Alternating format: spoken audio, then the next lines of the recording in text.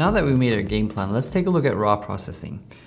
Again, I'm going to be using Capture One for this because ultimately with beauty shots, I really like the way colors are rendered through Capture One. But you can use any processor that you like. And ultimately, the main thing is getting the information that you want from the raw file and having the tools to get there.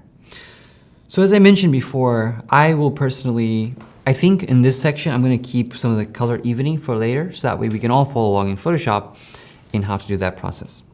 But in case you want to know how to even out colors on the skin before even processing the file, you can take a look at that section where we talk about evening skin tone. So the other thing aside from that is in the raw processing stage, what I do want to do is bring out a little bit more of the eyes here. So I'm going to take a second copy of this image with the eyes exposed, or even do it through my adjustment brush. In this instance, we'll probably do it through our adjustment brush because it's a minor thing that we want to do. We don't have to take additional steps in order to achieve that. So I'll just go in here with my adjustment brush. I'm going to sample or take the brush itself. But before I do, let's load this exposure up higher. Oh, sorry, no. Let's actually add a new layer first. That would help a lot. Let's add a new layer. Let's call it eye exposure. And then now we'll increase the exposure. And then we'll take our regular brush. We'll take our opacity, keep it low. We'll keep our flow low as well. I think I like our settings there. Then we will see if we want to do anything else. We'll change our size. Let's zoom in here for a second. Let's bring our brush lower like this, and we'll start brushing. Let's turn off that masking because that was not good. Let's turn off never display mask. That's better. Usually I don't always bring up the exposure in the eye. I like to leave it as is unless it's something for beauty where they really do request me to do so. This is a typical thing that is important because you want to see the detail in the eye. I don't necessarily brighten the whites itself. I'll brighten the color, but I won't brighten the whites tremendously. I'll do a little bit of it for balance purposes on the other side, but more importantly, it's about the color. Aside from that, I do like the way that it's exposed. I think it's really beautiful. I do want to increase maybe some of the contrast. Actually, nah, let's keep that. Let's keep it a little bit flat. In fact, let's bring up a little bit of the shadows too and see how that looks. Maybe just a touch so there's a little bit more separation from the background, but not a whole lot. Let's do that. What if we bring down our dynamic range a bit? I'm not really feeling that either. I really like the luminous effect that we're going for. So let's keep that as well.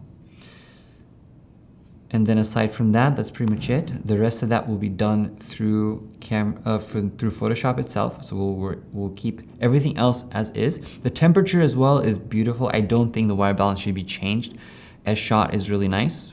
If you also wanted to change particular color balances, you can also do so here in the three-way color balance tab. So if you're ever unsure of white balance, and for me, I'm a very visual learner, so I will always do a couple of things. So if white balance isn't getting the trick for me, and I know there's a particular cast that I'm trying to overcompensate for, I'll look at it and be like, okay, what cast do I really want? Instead of a magenta cast, maybe I want something more yellow. I can push the master slider this way, and it adds a yellow or more warmer cast overall. This can be great for even lifestyle stuff. If you're trying to go for warm moods and you just want to quickly get to orange as a white balance, you can do it that way too. And it does pretty much every color that you want. So it's almost like changing your white balance based on the color influence that you're going for. I can just double click that wheel and it goes back to normal. You know what I did like though? I did like a little bit of warmth there, just a touch. Let's keep that. And aside from that, everything else looks good. I don't want to add any sharpness or I don't want any clarity right now either. I like the way that it looks. Now, if your profile or orientation looks different, just keep in mind that you can take these blocks out and put them back in and adjust accordingly. You can also change the way your viewing works and all of that as well. As I mentioned with the previous Capture One tutorial that I did, talks about all of that. So we're not going to get into those specifics here. I'm going to right click. I'm going to export and variants. This time, I'll keep it back to my regular TIFF format or PSD, depending on whatever structure you want to do. They both do layers, so it's not a problem. I'll keep it for 8-bit, even though I normally will do 16 for a lot of images that require color work. But many times, a lot of clients will just ask for 8. It's all depending. I don't have a preference. I think whatever you prefer. The biggest thing for me is the workflow. With 16-bit, it is a little bit slower sometimes. It's not as necessary. So I'll take that off. So here we have this image, which is quite beautiful, beautifully shot. The model's great. And ultimately, this is our basis for the raw processing.